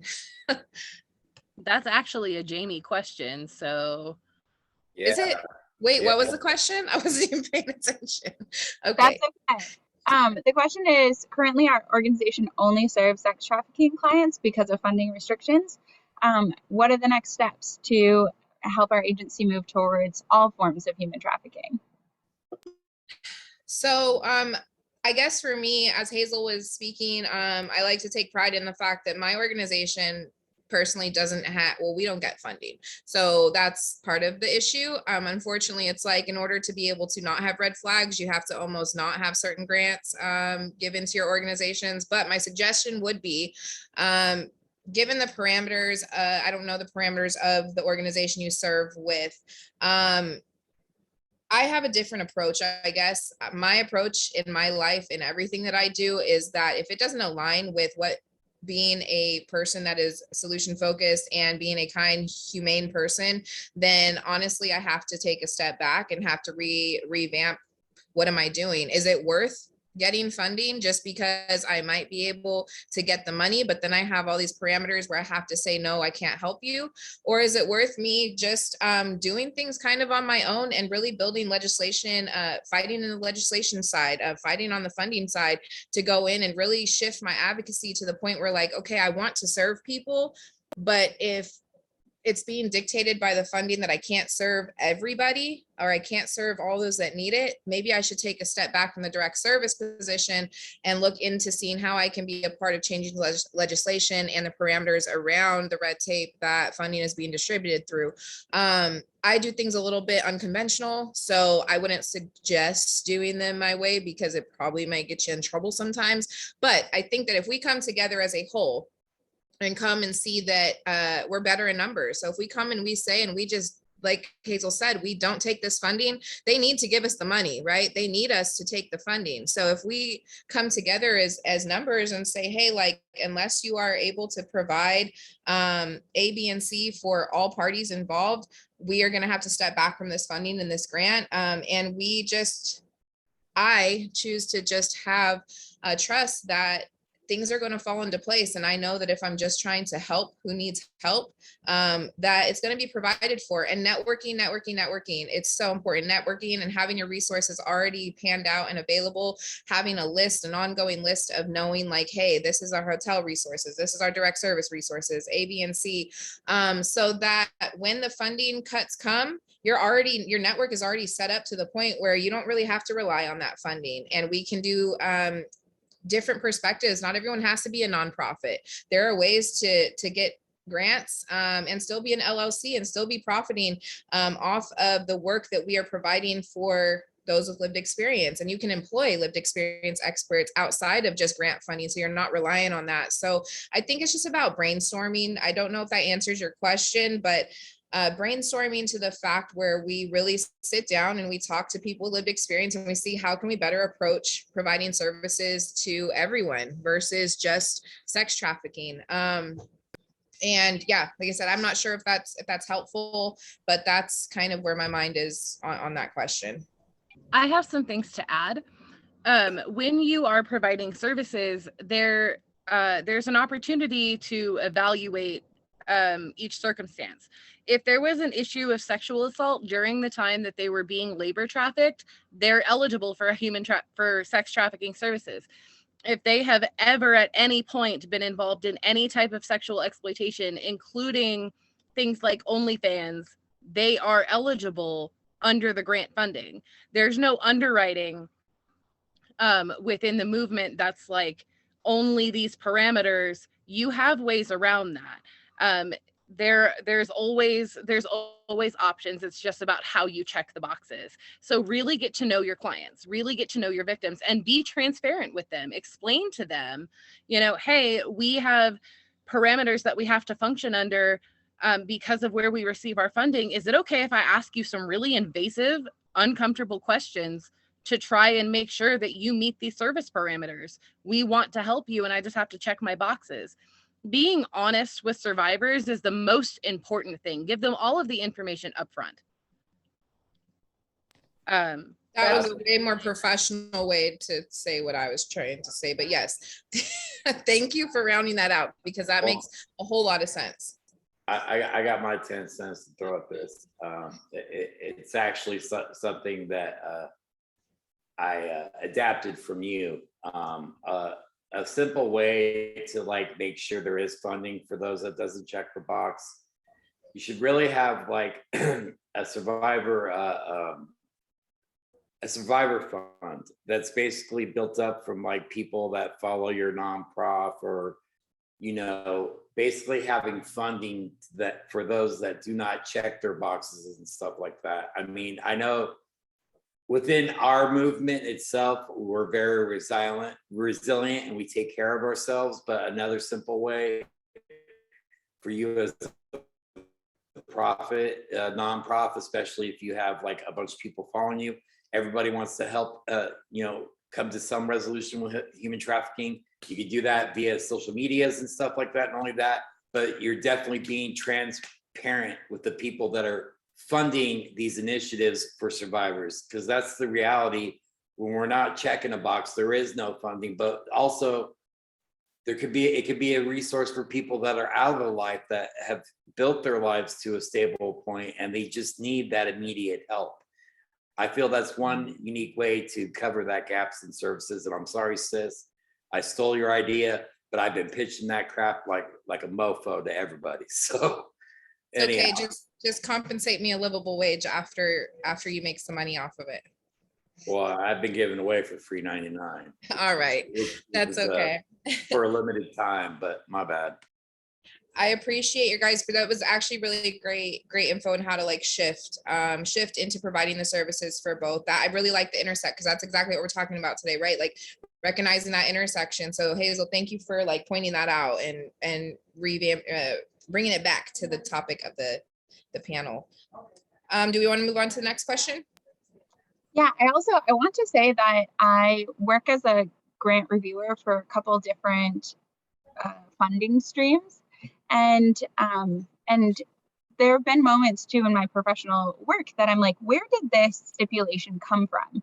And sometimes that has come from just like county task force meetings where someone was like, this stipulation is a good idea, and it wasn't all the way from the funder. So we were able to take it out. That was requirements of identification.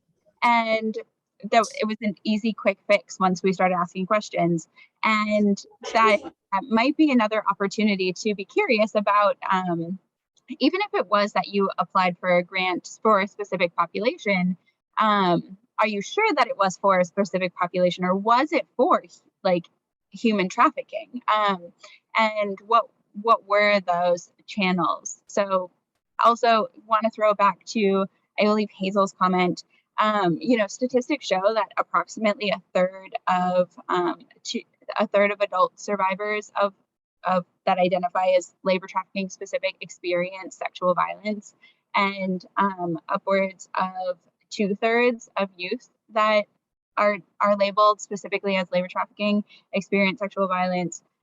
So yeah, there's a lot of crossover here. Ashley, it says that you're typing, so I'm not going to close this question just in case you are. If that's a weird lag in the system, then maybe just send the team a message in the chat. And if Framework could let me know, write down what questions I'm asking, that'd be helpful for us in the future. So another question that was asked in regard to screenings and assessments for labor trafficking, does anyone have a tool that they've used to hit on these nuances? I think they're talking about all the different forms of what labor trafficking really looks like in practice. Or are there some questions you would add to hone in to pick up on these experiences? I feel like we see standard examples of labor trafficking a lot, but not some of the examples that were talked about here today. I would highly encourage any agency that's going to be questioning survivors to hire a survivor consultant for needs assessment, because we will, this is a service that we provide to agencies all across the country, and there's several of us who are certified to do this. We will come into your agency, look at what services you're able to provide, and then give you questions that you can comfortably ask survivors, and a whole dictated speech about transparency and truth and honesty and how that information is protected. That needs assessment is absolutely critical. If you're going to be providing services to survivors, you have to be able to ask specific questions, but those questions should only be pertinent to the services that you're providing. So you never ask questions about, how many people do you think that you had sex with while you were being sex trafficked? Nope, that's not appropriate. There's that trauma-informed care piece is very critical, and that's, that's basic harm reduction. So I would highly encourage, if you're not sure which questions to ask, please hire a consultant.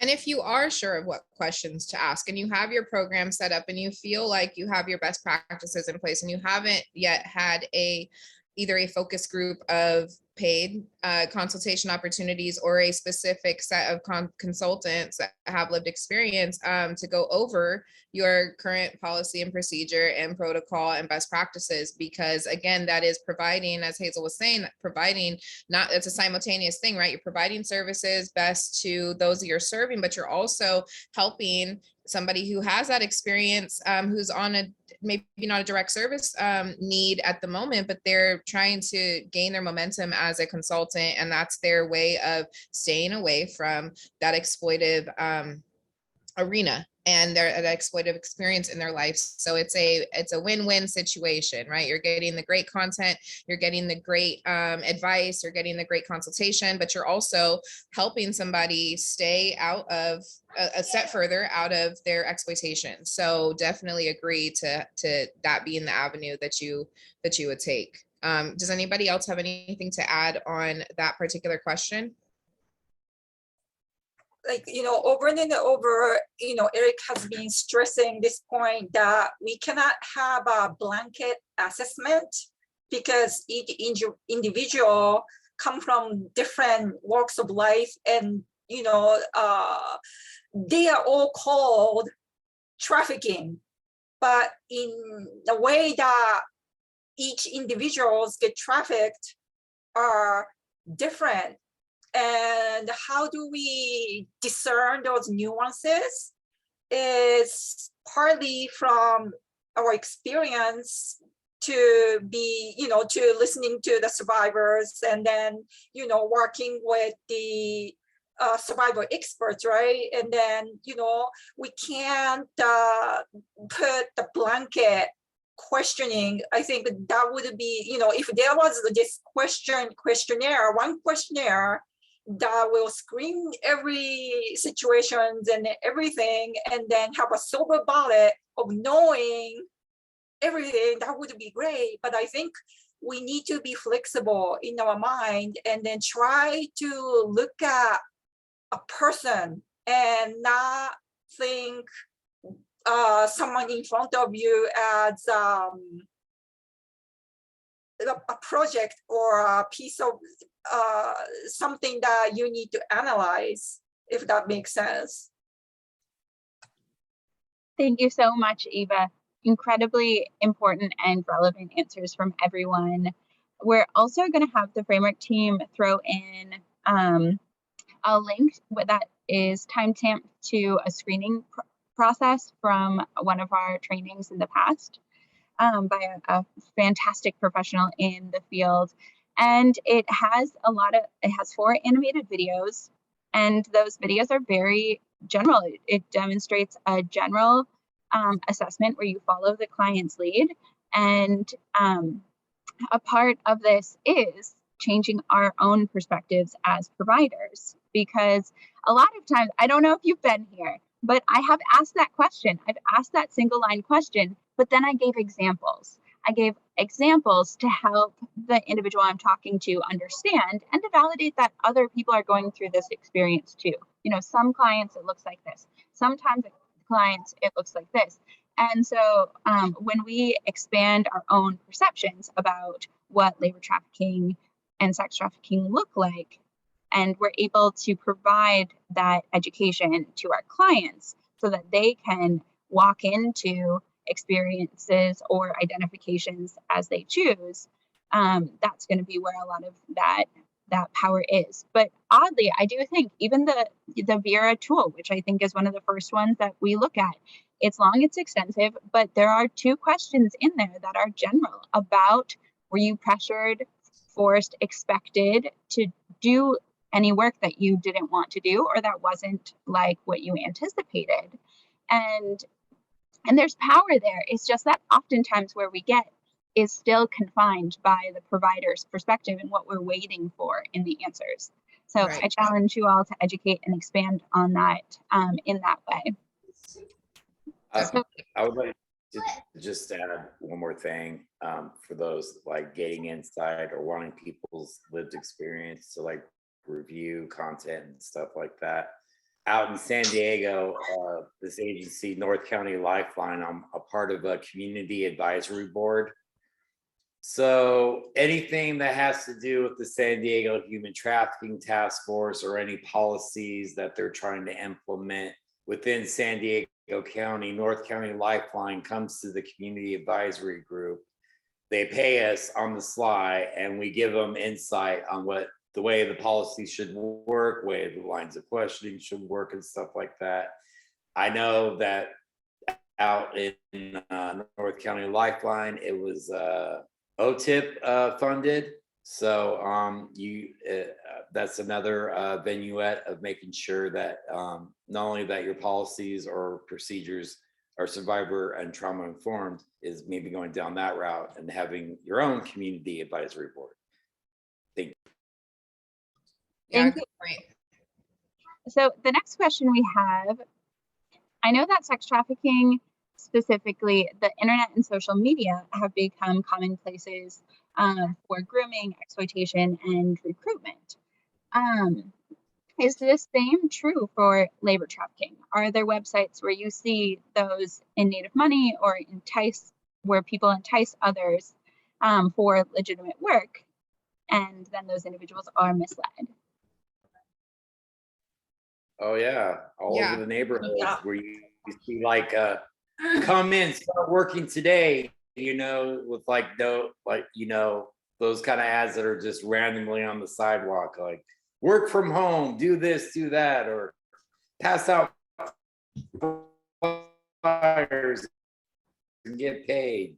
I mean, yeah, that might, you have no form kind of income and stuff like that, but I've seen that be a tactic with labor trafficking, especially out in Indiana and in Michigan and other states, but yeah, there's that part. I mean, at the end of the day, what people are playing on is the fact that that the person's not sustainable, or there's no income coming in because of their social economic status. I mean, I kind of feel that that's how I was tricked out by my mother. I was sold because of financial needs, and I'm sure that's just the same with someone that gets recruited for labor trafficking. There's a promise of a better life, financial stability, and at the end of the day, when it's too late and said and done, they're caught up in the life. I mean, within the subculture of human trafficking. So I don't know where I was going with this, and I'm sorry, I just spaced out. So No, it totally makes, and I know Eva, you're off mute. I just want to kind of the disparities of the two, they're equal in my mind, and I'll just shut up after that point. Thank you. No, I think that's a good point. I think that anywhere that, basically, whatever the now is, right? The now is social media. The now is quick fix, right? So wherever there's a quick fix need, there's going to be a quick fix solution. And that is always going to have a possibility to integrate itself into something that would lead us to do something. Basically, exploitation is the simple fact of like doing something that we wouldn't normally do in order to fulfill a need, right? Like, so they're exploiting our vulnerability, and it happens just as much. It might look different on social media, but again, that intersectionality, recognizing that, like, yeah, grooming happens for sex trafficking, but grooming happens for labor trafficking all throughout our day, right? Like all throughout our day, because we're constantly enticed and needing to figure out how to make the next quick buck without having to do too much work. And so then we get enticed into these things. Companies, as Hazel said earlier, you shouldn't have to pay to go to work, right? And that's regardless. So social media enterprise and the MLM companies and things like that might not look what labor trafficking is said to look like, but when you're thinking about the labor you're putting in for the enticement of the paycheck, but then having to invest in your own career in certain ways, things can become a little blurry and become very exploitive. And so I think social media is used to groom any type of exploitation or fast fix, and that can always lead into something dangerous or something that we don't want to have to experience. So that would kind of be my opinion on that question. Did anyone want to add anything else? Yes, what I'd like to just add on to that is that the recruitment of labor trafficking often legitimate job offer advertisement. And in my experience, what happens in smaller businesses is that they do hire legitimate people through that channel, but then they also screen more vulnerable candidates, and then they put these two groups of people in different situations, one being, legitimate employees, and then the other they hire in order to exploit in human trafficking, labor trafficking situation, and they come from the same advertisement. And then another one that I'd like to bring an attention to is recruitment of foreign nationals in labor trafficking. And they advertise work in abroad from the United States over the internet. And then they support their visa applications and then bring these people in to the United States. And then they let the visa lapse.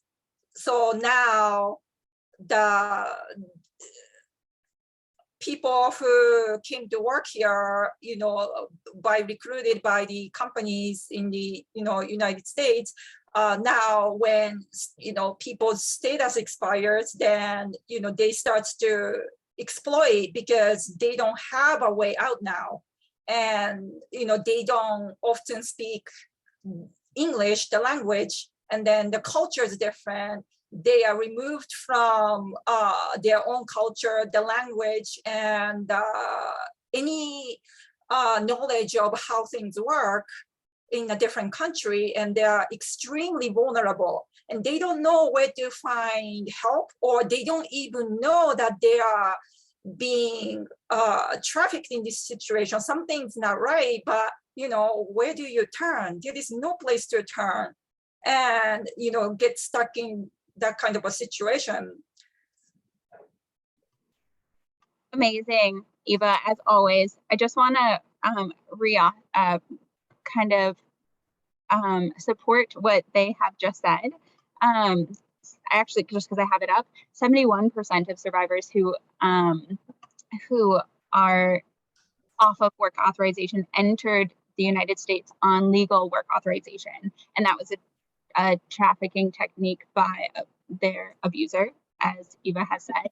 And about 30% of people paid between $5,000 and $15,000 to for their work authorization and recruitment fees, and about 85% of people pay some amount of money to be recruited for jobs in the United States, which is technically illegal, depending on how you're looking at it. So we only have 2 minutes left. This is a rich, amazing conversation. We have learned so much about what labor trafficking looks like, what sex trafficking looks like. We have had conversations about who is impacted, about where people are recruited. One thought that came to me is sex work is one industry across the world. We know that internationally, labor trafficking is seen at higher rates than sex trafficking. It's likely that that's true in the United States as well, for the simple logic that, again, sex work is only one industry, and there are job websites, everywhere. There are job opportunities. You've definitely seen a flyer that required, like Eric said, no experience necessary, looking for people maybe under the age of 18 or who want to work for cash only. Those might be some red flags. So educate yourself, educate your partners, educate the people at your agency. I love that you're all asking these questions. The people on this call appreciate you being here, and all of the survivors that you will be connected with are going to appreciate all of the work that you have put into this. Thank you to all of our panelists. You are incredible, just absolutely incredible. Your knowledge, your expertise, your energy, your heart. Thank you for your passion, and thank you for being here today. We appreciate your time. We appreciate your perspective. Give a review. Our satisfaction survey is in the chat. Let these individuals know what fantastic work they have done. There's an opportunity to give a shout out. Let them know where they succeeded so that they can add it to their business websites. And we will be following up with this event recording as well as all of the unanswered questions. I know there's a lot. So thank you. Thank you all. Thank you, everybody, for being here. Thank you for your hearts and your services and what you're doing. Thank you to the panelists, especially for just sharing your hearts and your experiences and trusting this platform to be a safe place for you to express those things. So thank you guys for everything you're doing. Keep going one day at a time. This isn't easy for anybody, but keep pushing because we need everybody. So thank you guys. Thank you, Jaimee. I'm going to leave the webinar open so that people can grab the chat. I see it's running and can do that survey. Thank you, everyone. Awesome. Thank you, guys.